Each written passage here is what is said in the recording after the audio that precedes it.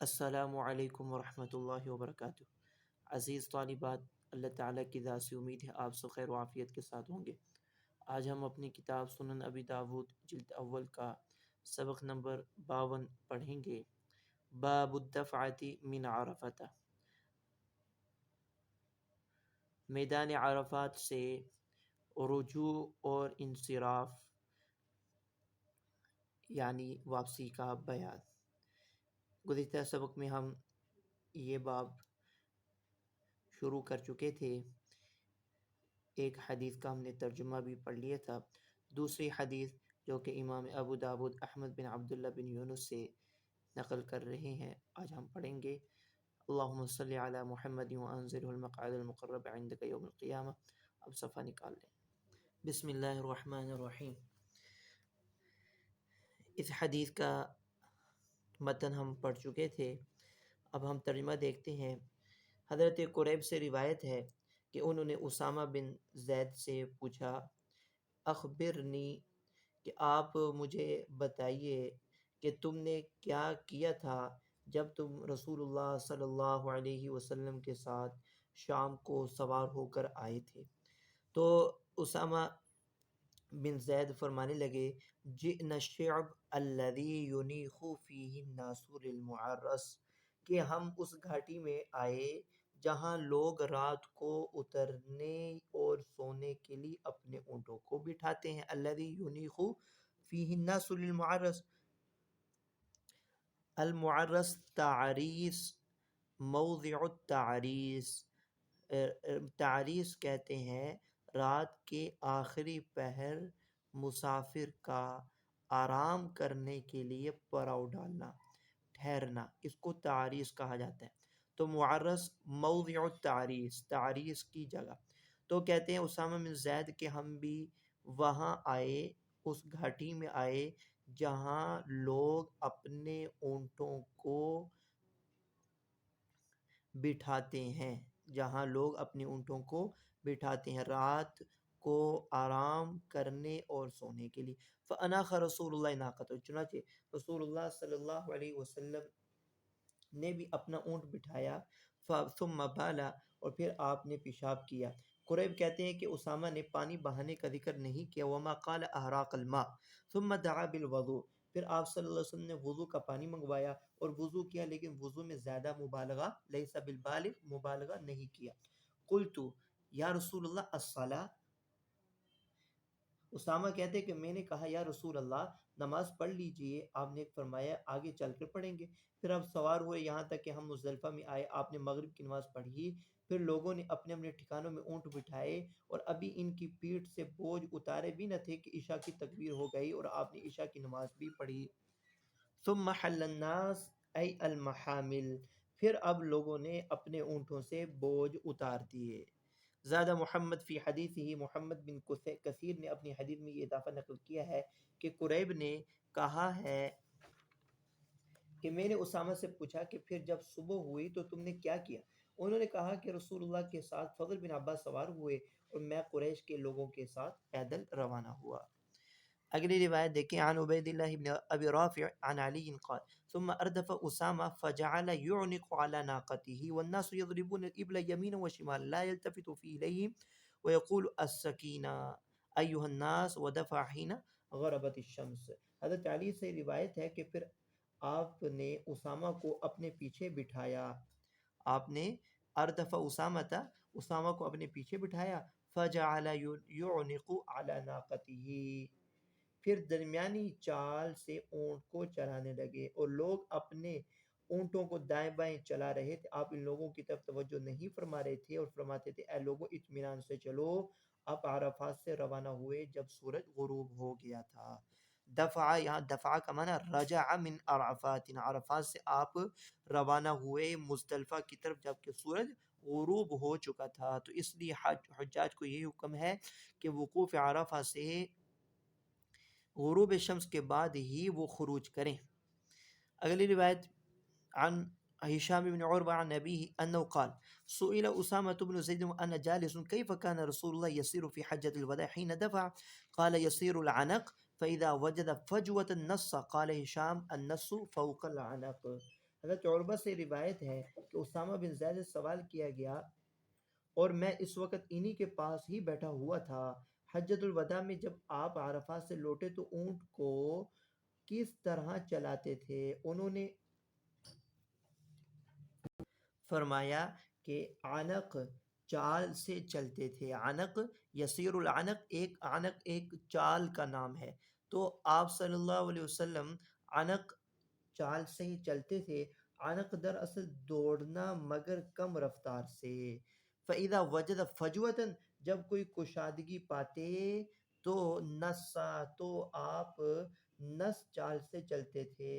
ہشام کہتے ہیں کہ نس وہ چال ہے جو عنق سے زیادہ تیز رفتار ہو، اس چال کو نس کہتے ہیں، اور آہستہ رفتار کو عنق کہتے ہیں۔ تو راوی یہ کہتے ہیں کہ جب کشادگی پاتے، کھلا راستہ، تو پھر آپ اپنی چال کو مزید تیز کرتے تھے۔ اگلی روایت ہے عن قریب عن اسامہ قال كنت ردف النبی فلما وقعت الشمس دفع رسول اللہ صلی اللہ علیہ وسلم، جب غروب شمس ہو گیا تب آپ نے عرفات کو چھوڑا۔ اگلی روایت بھی حضرت اسامہ بن زید سے ہے، عن اسامہ بن زید انه سمعه يقول دفع رسول الله صلی اللہ علیہ وسلم من عرفہ حتى اذا كان بالشعب نزل فبال فتوضا ولم يسبغ الوضوء، آپ نے یعنی کامل وضو نہیں کیا، مطلب یہ ہے کہ فرائض کا اہتمام کیا بس۔ قلت له الصلاة فقال الصلاة امامک، کہ نماز آگے جا کر پڑھیں گے۔ فرکبا فلما جاء المزدلفہ نزل، آپ سوار ہوئے اور جب مزدلفہ آ گئے تو آپ اترے۔ فتوضأ فاسبغ الوضوء ثم اقیمت الصلاة فصلى المغرب ثم اناخ كل انسان بعیرہ فی منزلہ، پھر ہر آدمی نے اپنا اپنا اونٹ اپنے ٹھکانے میں بٹھا دیا۔ آپ صلی اللہ علیہ وسلم نے مزدلفہ پہنچ کر نماز مغرب ادا کی، وہاں پر کامل وضو کیا، یعنی کہ آداب کی رعایت کرتے ہوئے، سنن کی رعایت کرتے ہوئے ہر عضو کو 3 مرتبہ دھویا۔ ثم اقیمت العشاء فصلاها ولم يصلی بینہما شیء، اور پھر آپ نے ساتھ ہی متصل نماز عشاء ادا کی اور ان دونوں کے درمیان کوئی نماز نفل نہیں پڑھی۔ باب الصلاۃ بجمع، مزدلفہ میں نماز کا بیان۔ مزدلفہ میں نماز کا بیان۔ مزدلفہ کو جمع اس لیے کہتے ہیں کہ نزول من السماء کے بعد حضرت آدم اور حوا ایک دوسرے سے اسی جگہ ملے تھے، اور اس کو مزدلفہ اس لیے کہتے ہیں کہ اختلاف کے معنی قرب کے ہیں۔ حجاج وہاں وقوف کر کے اور رات گزار کر اللہ کا تقرب حاصل کرتے ہیں۔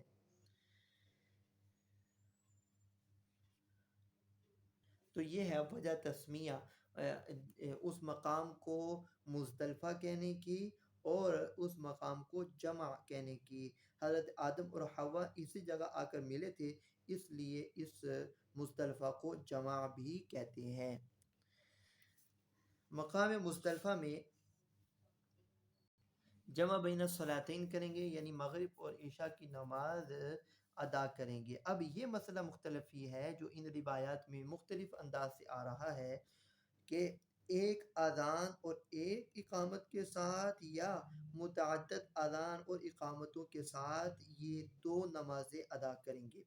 تو اس حوالے سے امام شافعی اور امام احمد کے نزدیک جمع بین الصلاتین بھی اذان و اقامتین ہے، یعنی ایک اذان اور 2 اقامتوں کے ساتھ مغرب اور عشاء کی نماز جمع کریں گے۔ جبکہ احناف کے نزدیک بھی اذان و اقامہ، ایک اذان ایک ہی اقامت کے ساتھ، جبکہ امام مالک کے نزدیک بھی اذانین و اقامتین۔ جی اب روایات دیکھ لیں۔ بسم اللہ الرحمن الرحیم، باب الصلاة بجمع۔ وبه قال حدثنا عبد الله بن مسلم عن مالك عن ابن شهاب عن سالم بن عبد الله عن عبد الله بن عمر ان رسول الله صلی اللہ علیہ وسلم صلی المغرب والعشاء بالمزدلفة جميعا، یہ بات تو متفق علیہ کہ رسول اللہ صلی اللہ علیہ وسلم نے عشاء اور مغرب کی نماز مقام مزدلفہ میں اکٹھی ادا کی۔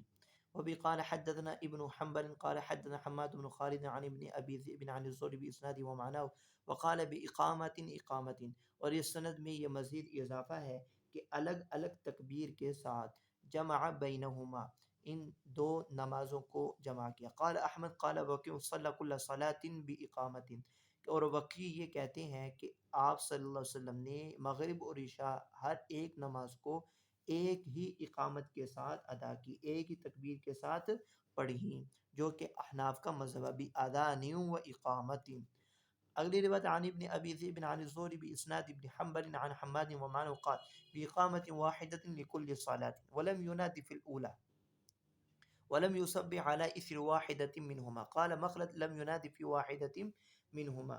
زہری رضی اللہ تعالیٰ عنہ سے سابقہ سند و مفہوم کے ساتھ روایت مروی ہے، اس میں یہ اضافہ بھی ہے کہ ہر نماز کے لیے ایک تکبیر کہی، پہلی نماز کے لیے اذان نہیں دی، اور نہ دو نمازوں میں سے کسی نماز کے بعد کوئی نفل نماز۔ لم یسبح کا مطلب نفل نماز، دو نمازوں میں سے کسی نماز کے بعد کوئی نفل نماز نہیں پڑھی، جبکہ مخلد نے کہا کسی نماز کے لیے اذان نہیں دی ہے۔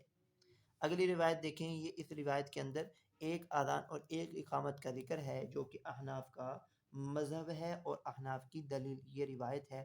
وبی قال حدثنا محمد بن كثير قال اخبرنا سفيان عن ابي اسحاق عن عبد الملك بن عن عبد الله بن مالك قال صليت مع ابن عمر المغرب ثلاثا والعشاء ركعتين فقال له مالك بن الحارث ما هذه الصلاة قال صليتهما مع رسول الله صلى الله عليه وسلم في هذا، کہ میں نے رسول اللہ صلی اللہ علیہ وسلم کی معیت میں مغرب اور عشاء ان دو نمازوں کو پڑھا تھا، فی ہذا المکان باقامت واحدہ، ایک ہی اقامت کے ساتھ، ایک ہی اقامت کے ساتھ۔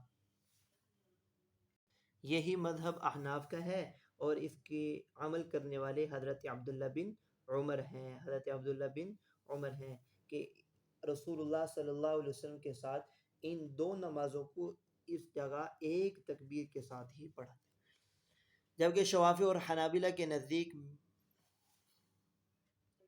دو اقامتیں ہیں، اور مالکیہ کے نزدیک بھی دو ہی اقامتیں ہیں۔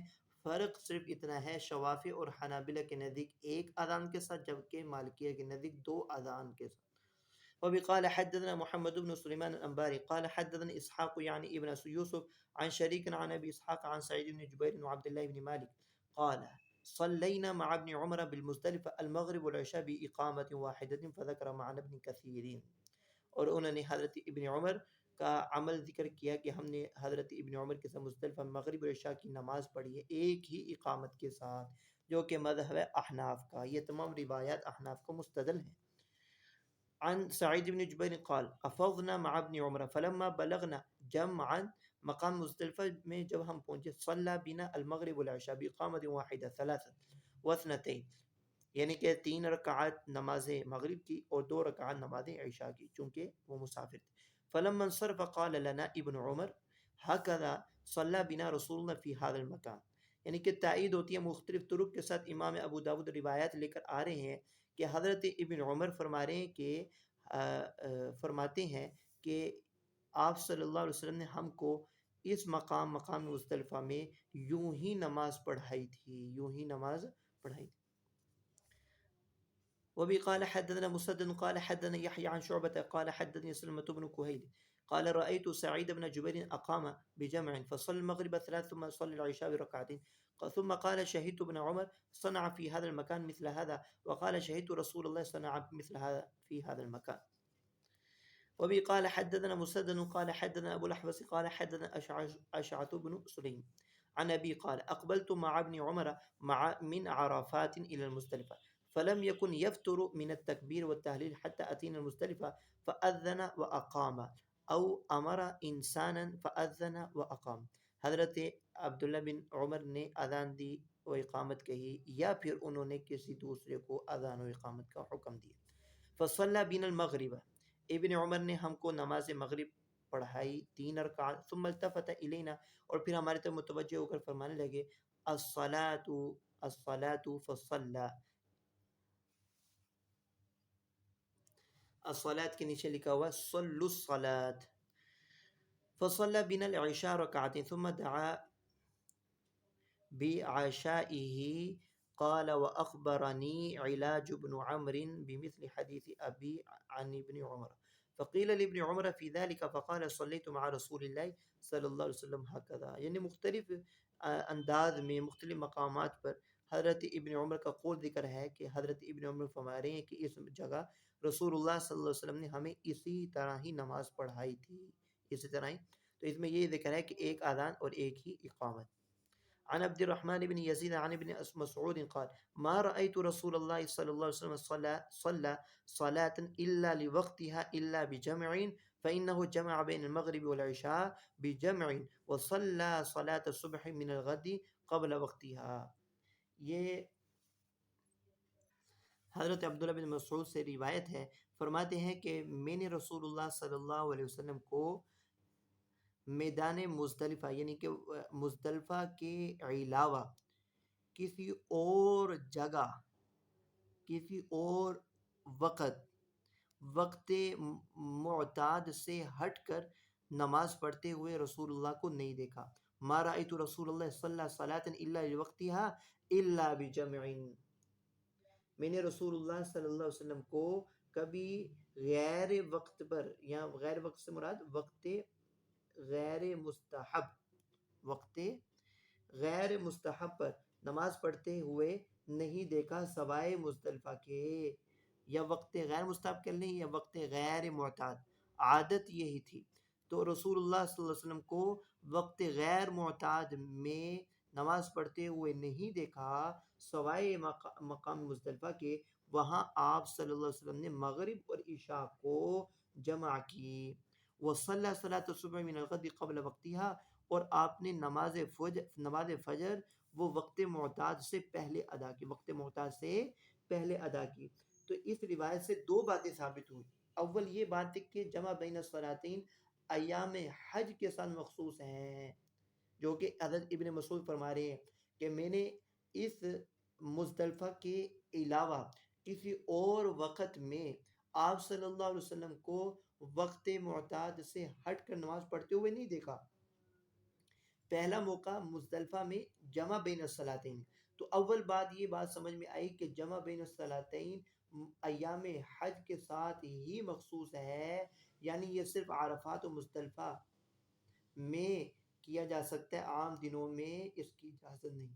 دوسری بات یہ کہ آپ صلی اللہ علیہ وسلم کا نماز فجر پڑھنے کا جو معمول تھا وہ اسفار کا تھا، غلس کا نہیں تھا. عام حالات میں نماز فجر پڑھنے کا جو معمول تھا وہ اسفار کا تھا، غلس کا.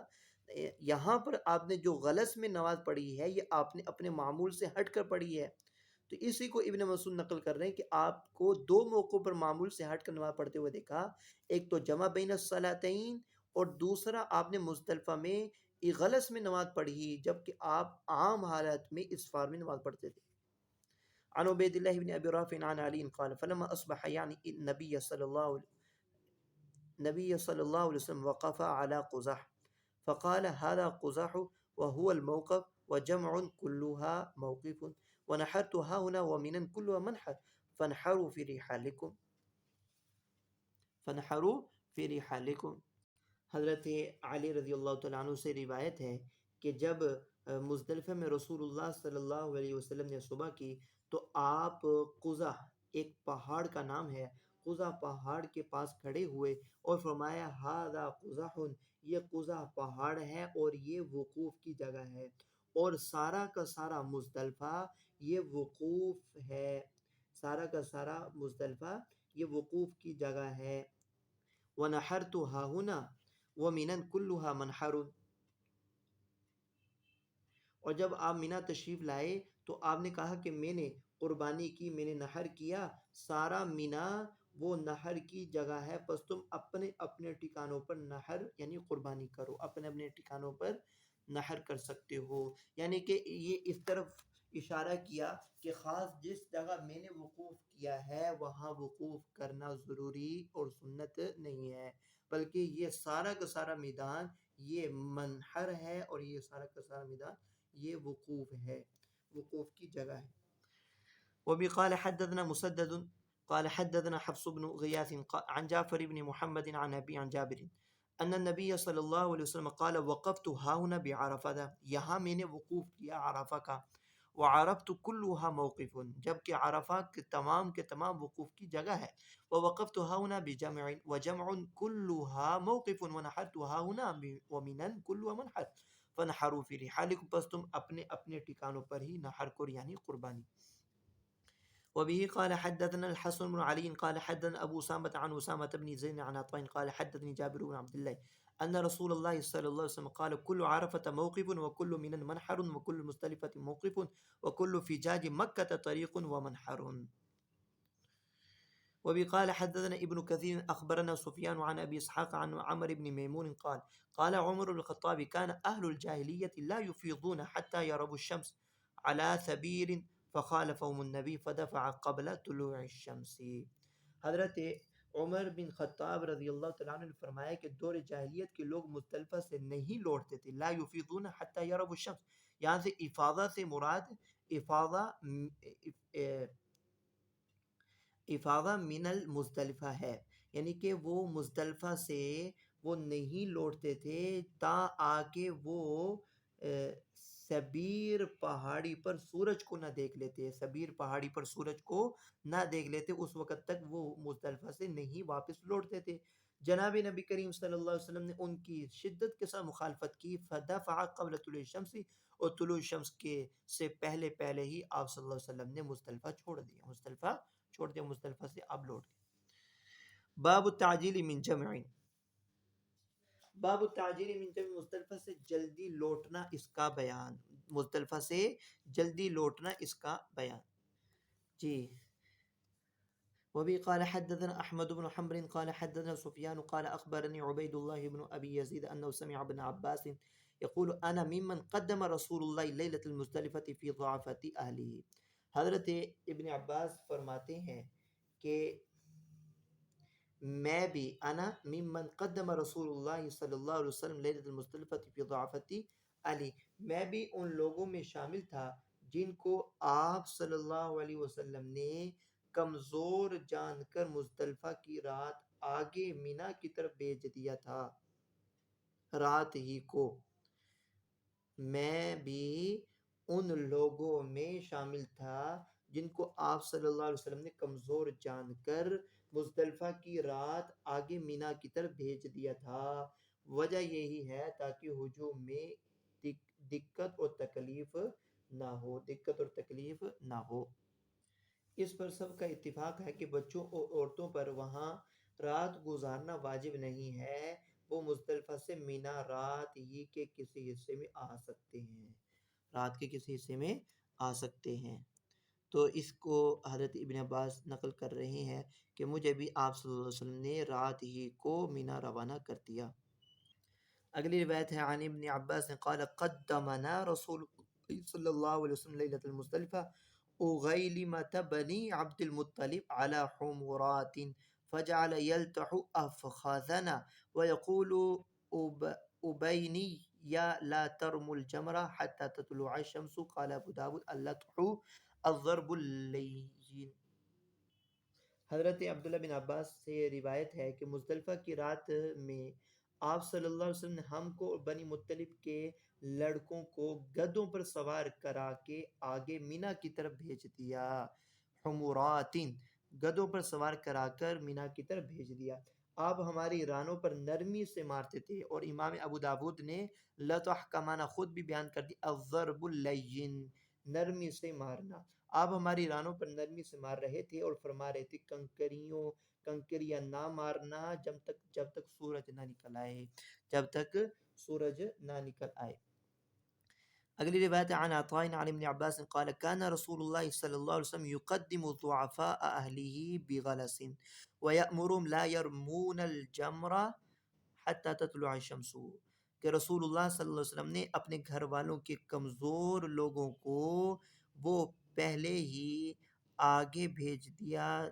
تاریکی میں، اندھیرے میں، رات کے اندھیرے میں ہی آپ صلی اللہ علیہ وسلم نے مینا کی طرف روانہ کر دیا اور ان کو حکم دیتے رہے کہ طلوع شمس سے پہلے یعنی کہ جمرہ عقبہ کی رمی نہ کریں.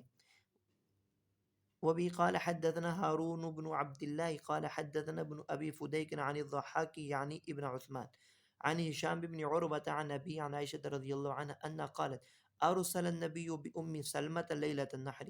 تو اس کے اندر وضاحت آگے نام کی. جناب نبی کریم صلی اللہ علیہ وسلم نے لیلۃ النحر ام سلمہ کو بھیج دیا تھا. فرمت الجمرة قبل الفجر ثم مضت فافاضت وكان ذلك اليوم الذي يكون رسول الله صلی اللہ علیہ وسلم تعنی عندها. چنانچہ ام سلمہ نے فجر سے پہلے ہی کنکریاں مار دیں اور خانہ کعبہ میں جا کر طواف افاضہ یعنی طواف زیارت کر آئیں. فافاضت وكان ذلك اليوم الذي يكون رسول الله صلی اللہ علیہ وسلم تعنی عندنا. اور یہ یوم النحر وہ دن تھا جس دن رسول اللہ ان کے پاس رہتے تھے، یعنی ان کی باری کا دن تھا. اور یہاں پر اس کا سبب لکھا ہوا ہے كأنه اشارہ الى سبب استعجالها في الرمی والافاضہ. حضرت ام سلمہ کا رمی اور طواف زیارت کرنے کی جلدی کرنے کا سبب یہ امام ابو داود نے اس حدیث میں ذکر کیا ہے کہ دراصل یہ وہ دن ان کی باری کا دن تھا، اس لیے انہوں نے یہ مناسب سمجھا کہ وہ احرام کھول کر وہ حلال ہو جائیں. وبه قال حدثنا محمد بن خلاد الباهلي قال حدثنا يحيى عن ابن جريج أخبرني عطاء أخبرني مخبر عن أسماء أنها رمت الجمرة. قلت إنا رمينا الجمرة بليل قالت إنا كنا نصنع هذا على عهد رسول الله صلى الله عليه وسلم.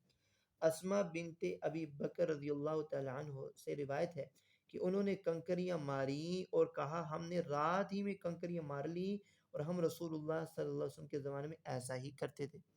وبه قال حدثنا محمد بن كثير أخبرنا سفيان قال حدثني أبو الزبير عن جابر قال أفاض رسول الله صلى الله عليه وسلم وعليه السكينة وأمرهم أن يرموا بمثل حصل خذفي. خذف کہتے ہیں کہ کنکریوں کو دو انگلیوں کے بیچ دبا کر مارنا. کنکریوں کو دو انگلیوں کے بیچ دبا کر مارنا جیسے بچے کنکریاں پکڑ کر مارتے ہیں. تو آپ صلی اللہ علیہ وسلم نے اطمینان کے ساتھ مزدلفہ سے لوٹے، اطمینان کے ساتھ مزدلفہ سے لوٹے اور فرمایا چھوٹی کنکریاں ماریں، چھوٹی. وَأَمَرُمْ أَن يَرْمُوا مِثْلَ حَصَى الْخَذْفِ. یا تو چھوٹی کنکریاں، خذف کا معنی چھوٹی کنکریاں، یا پھر یہ ہے کہ چھوٹے بچوں کی کنکریاں مارنے کی طرح کنکریاں ماریں. اور اوضع فی وادی محصر، اور وادی حجر میں سواری کو تیز دوڑایا، سواری کو وادی محصر میں سواری کو تیز دوڑایا. باب الیوم الحج الاکبر. جی حج اکبر کا دن. وبه قال حدثنا مؤمل بن الفضل قال حدثنا الوليد قال حدثنا هشام يعني ابن الغاز قال حدثنا نافع عن ابن عمر أن رسول الله صلى الله عليه وسلم وقف يوم النحر بين الجمرات في الحجة التي حج فقال أي يوم هذا؟ قالوا يوم النحر. قال هذا يوم الحج الأكبر. یوم النحر کو حج اکبر کا دن کہا ہے. رسول اللہ صلی اللہ علیہ وسلم یوم النحر جمرات ثلاثہ کے درمیان وقوف فرمایا حج میں کہ جو آپ نے ایک ہی حج کیا تھا.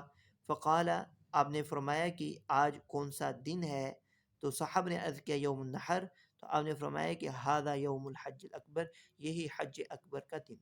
وبقال حدثنا محمد بن يحيى بن فارس أن الحكم بن نافع حدثهم أخبرنا شعيب عن الزهري حدثني حميد بن عبد الرحمن أن أبا هريرة قال بعثني أبو بكر في من يؤذن يوم النحر بمنى ألا يحج بعد العام مشرك ولا يطوف بالبيت عريان ويوم الحج الأكبر يوم النحر والحج الأكبر الحج. حج کو حج اکبر کا نام دیا ہے اور نیچے لکھا ہوا ہے عمرے کو حج اصغر کا نام دیا، جیسے کہ ہم پہلے یہ بات پڑھ چکے ہیں. حضرت ابو ہریرہ فرماتے ہیں کہ مجھے حضرت ابو بکر صدیق رضی اللہ تعالی عنہ نے یوم النحر مینا میں اعلان کرنے کے لیے بھیجا کہ کیا اللہ یحج بعد العام مشرکن، کہ اس سال کے بعد کوئی مشرک حج نہ کرے اور نہ کوئی شخص برہنہ ہو کر بیت اللہ کا طواف کرے۔ اور آج یوم الحج الاکبر یوم النحر، حج اکبر کا دن یوم النحر ہے، اور حج کو حج اکبر کہتے ہیں، حج کو حج اکبر کہتے ہیں۔ حج اصغر سے مراد حج عمرہ ہے۔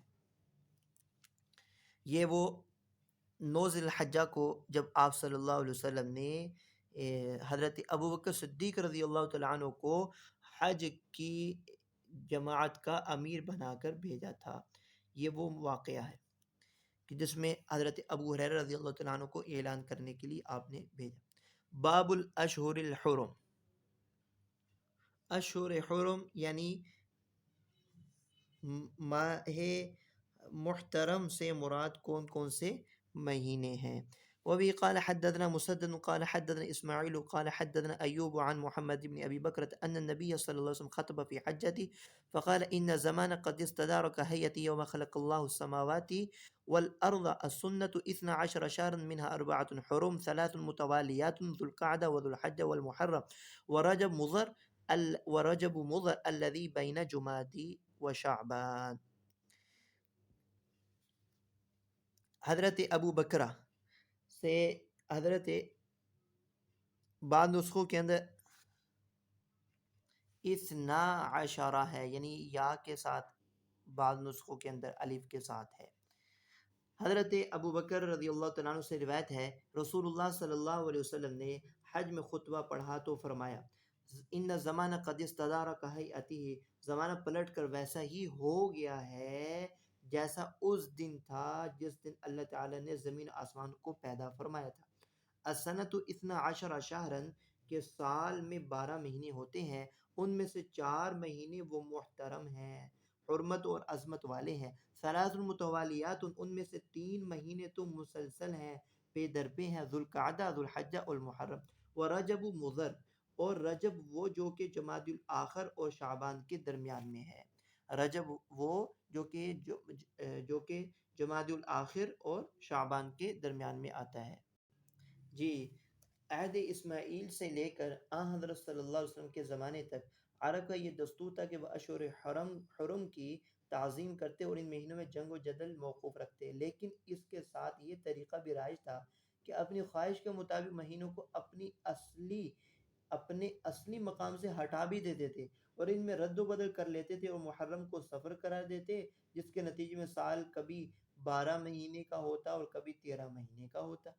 فریضہ حج کسی سال کسی مہینے میں ہو رہا ہوتا، کسی سال کسی مہینے، یہاں تک کہ ہوتے ہوتے نبی کریم صلی اللہ علیہ وسلم کا حج ٹھیک اشہر حج یعنی ذو الحجہ میں واقع ہوا۔ تو اس موقع پر آپ صلی اللہ علیہ وسلم نے حجۃ الوداع دیتے وقت آپ صلی اللہ علیہ وسلم نے یہ فرمایا کہ زمانہ وہ واپس لوٹ آیا ہے جیسے اس دن تھا جس دن اللہ نے زمین و آسمان کو پیدا کیا تھا، یعنی کہ آپ صلی اللہ علیہ وسلم کا حج ٹھیک ذو الحجہ میں واقع ہوا، تو آپ نے فرمایا اب حساب ٹھیک ہو گیا ہے اور اب اس کو ذہن نشین کر لو، آئندہ اس میں گڑبڑ نہ کرنا۔ رجب کو قبیلہ مضر کی طرف منسوب کرنے کی وجہ یہ ہے کہ یہ لوگ اس مہینے کی بہت تعظیم کرتے تھے۔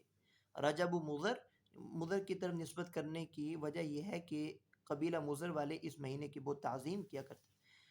وبه قال حدثنا محمد بن يحيى بن فياض قال حدثنا عبد الوهاب قال حدثنا أيوب السختياني عن محمد بن سيرين عن ابن أبي بكرة عن أبي بكرة عن النبي صلى الله عليه وسلم بمعنى، قال أبو داود وسماه ابن عون فقال عن عبد الرحمن بن أبي بكرة عن أبي بكرة في هذا الحديث۔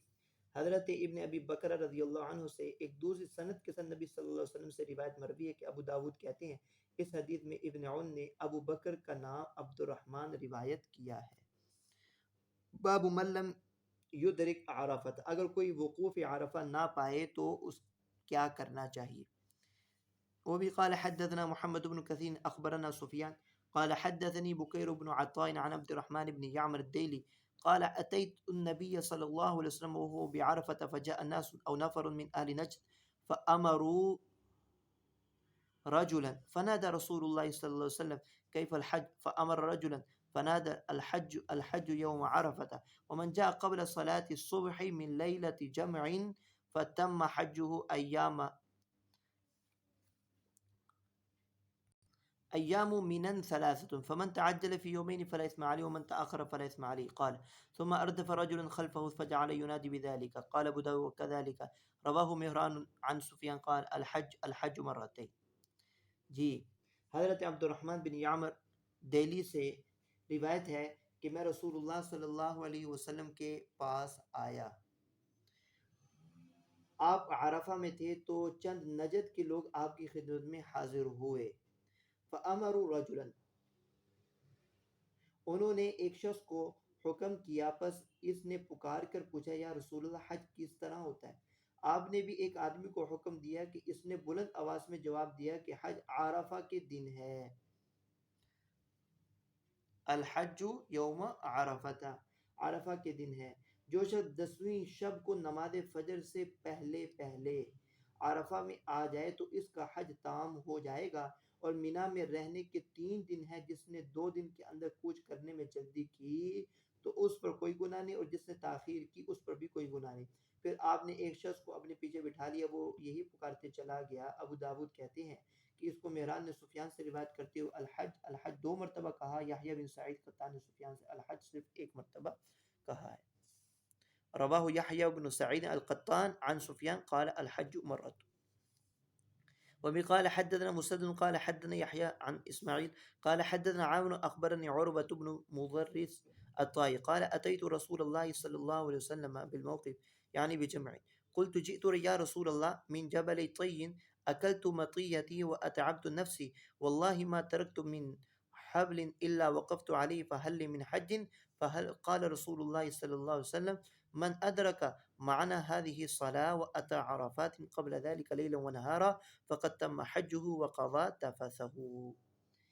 حضرت عروہ بن مضرس طائی سے روایت ہے کہ میں رسول اللہ صلی اللہ علیہ وسلم کے پاس موقف میں آیا، یعنی مزدلفہ میں۔ میں نے کہا یا رسول اللہ میں طے کے پہاڑوں میں سے چلا آتا ہوں، میں طے کے پہاڑوں میں سے چلا آ رہا ہوں، میں نے اپنی اونٹنی کو تھکا مارا ہے اور خود کو بھی تھکایا ہے۔ واللہ ما ترکت من حبل الا وقفت علیہ، خدا کی قسم مجھے راستے میں کوئی پہاڑ نہیں ملا جس پر میں نہ ٹھہرا۔ تو کیا حل لی من حج، کیا میرا حج درست ہو گیا؟ آپ نے فرمایا جو شخص میرے ساتھ اس نماز کو پائے، یعنی مزدلفہ میں مغرب اور عشاء کی نماز، اور وہ اس سے پہلے رات کو یا دن کو عرفات میں ٹھہر چکا ہو تو اس کا حج پورا ہو گیا، بس وہ اپنا میل کچیل دور کرے، یعنی مینا میں آ کر کنکریاں مارے، قربانی کرے اور احرام کھول دے اور نہائے دھوئے۔ باب النزول بمنا، مینا میں اترنے کا بیان۔ وہ بھی قال حدثنا احمد بن حنبل قال حدثنا عبد الرزاق اخبرنا معمر عن حمید الاعرج عن محمد بن ابراہیم التیمی عن عبد الرحمن بن معاذ عن رجل من اصحاب النبي قال خطب النبي صلى الله عليه وسلم الناس بمنا ونزلهم منازلهم فقال لينزل المهاجرون ها هنا واشار الى ميمنة القبلة والانصار ها هنا واشار الى ميسرة القبلة ثم لينزل الناس حوله۔ حضرت عبد الرحمن بن معاذ سے روایت ہے، انہوں نے رسول اللہ کے ایک صحابی سے سنا رسول اللہ صلی اللہ علیہ وسلم نے مینا میں لوگوں کے سامنے تقریر کی اور ان کو اپنے ٹھکانوں میں ہی اتارا۔ فقال، آپ صلی اللہ علیہ وسلم نے قبلہ کے داہنی طرف اشارہ کرتے ہوئے فرمایا کہ مہاجرین یہاں اتریں۔ اشارہ الی میمنۃ القبلہ، قبلہ کے دائیں طرف اشارہ کرتے ہوئے آپ نے فرمایا کہ مہاجرین یہاں اتریں، اور قبلہ کی بائیں طرف اشارہ کرتے ہوئے فرمایا کہ انصار یہاں اتریں۔ پھر باقی لوگوں کے لیے آپ نے حکم دیا کہ وہ ان کے یعنی مہاجرین اور انصار کے ارد گرد اتریں، لینزل الناس حولهم، وہ ان کے ارد گرد اتریں۔ باب ای یوم یخطب بمینا، مینا میں کس دن خطبہ پڑھے، امام کس دن خطبہ پڑھے گا۔ عن ابن ابی نجیح عن ابیہ عن رجلین من ابی بکر قال رأینا رسول اللہ صلی اللہ علیہ وسلم یخطب بین اوسط ایام التشریق ونحن عند راحلته وهي خطبة رسول اللہ صلی اللہ علیہ وسلم التي خطب بمنا۔ قبیلہ بنی بکر کے 2 شخصوں سے روایت ہے کہ وہ کہتے ہیں ہم آپ صلی اللہ علیہ وسلم کی اونٹنی کے قریب کھڑے ہوئے تھے، ہم نے دیکھا کہ آپ خطبہ پڑھ رہے تھے بین اوسط ایام التشریق، ایام تشریق کے بیچ والے دن تھے، ایام تشریق کے بیچ والے دن تھے، اور یہ وہی خطبہ تھا جو مینا میں رسول اللہ صلی اللہ علیہ وسلم نے پڑھا تھا۔ بین اوسط بین اوسط ایام التشریق سے مراد 12ویں ذی الحجہ ہے، 12ویں ذی الحجہ کو خطبہ کا ذکر ہے۔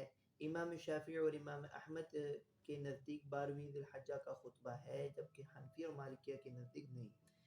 اس حدیث کا جواب احناف اور مالکیہ یہ دیتے ہیں کہ یہ خطبہ لغوی تھا، یعنی سوال و جواب، خطبہ عرفی نہیں ہے، یہ خطبہ عرفی نہیں تھا کہ جو کہ راوی نے ذکر کیا ہے، یہ خطبہ لغوی ہے، یعنی جس سے مراد ہے سوال و جواب کی نشست تھی کہ جس کو راوی نے نقل کیا ہے۔ اگلی روایت دیکھیں، وبه قال حدثنا محمد بن بشار قال حدثنا ابو عاصم قال حدثنا ربيعة بن عبد الرحمن بن حسين حدثتني جدتي سراء بنت نبهان وكانت ربة بيت في الجاهلية، قالت خطبنا النبي صلى الله عليه وسلم يوم الرؤس فقال أي يوم هذا؟ قلنا الله ورسوله أعلم. قال أليس أوسط أيام التشريق؟ قال أبو داود وكذلك قال عم أبي حرة الرقاشي أنه خطب أوسط أيام التشريق۔ حضرت ربیعہ بن عبد الرحمن بن حسین سے روایت ہے کہ میری دادی سرہ بنت نبہان، جو کہ زمانہ جاہلیت میں ایک بت خانے کی مالکہ تھی بت خانے کی مالکہ تھی، وہ کہتی ہیں کہ رسول اللہ نے ہم کو یوم روس میں قربانی کے دوسرے دن خطبہ سنایا۔ بس آپ صلی اللہ علیہ وسلم نے ہم سے پوچھا کہ یہ کون سا دن ہے؟ ہم نے کہا اللہ اور اس کا رسول ہی زیادہ جاننے والے ہیں۔ آپ صلی اللہ علیہ وسلم نے فرمایا کیا یہ ایام تشریق کے بیچ کا دن ہے؟ الیس اوسط ایام تشریق، کیا یہ ایام تشریق کے بیچ کا دن نہیں ہے؟ تو ابو داود کہتے ہیں کہ ابو حرہ رقاشی کے چچا سے بھی اسی طرح روایت کی کہ رسول اللہ ایام تشریق کے درمیانی دن خطبہ دیا، یہ 11 ذی الحجہ ہے یا 12 ذی الحجہ ہے۔ اگلا ترجمۃ الباب بھی دیکھ لیں، باب من قال خطب یوم النحر، وہ حضرات جنہوں نے کہا کہ یوم النحر میں خطبہ امام پڑھے۔ اس عنوان کو باندھ کر امام ابو داود روایت لے کر آ رہے ہیں، ان کے استاد ہارون بن عبداللہ۔ وبه قال حدثنا هارون بن عبد الله قال حدثني هشام بن عبد الملك قال حدثني عكرمة قال حدثني الحرماس بن زياد الباهلي قال رأيت النبي صلى الله عليه وسلم يخطب الناس على ناقة العظباء يوم الأضحى بمنى۔ حرماس بن زیاد باہلی سے روایت ہے کہ میں نے رسول اللہ کو اپنی اونٹنی عظبہ پر مینا میں قربانی کے دن خطبہ پڑھتے دیکھا ہے، قربانی کے دن خطبہ پڑھتے ہوئے دیکھا ہے۔ تو قربانی یوم الاضحیٰ، اس دن آپ صلی اللہ علیہ وسلم نے عظبہ اونٹنی پر خطبہ دیا۔ وبه قال حدثنا مؤمل يعني ابن الفضل الحراني قال حدثنا الوليد قال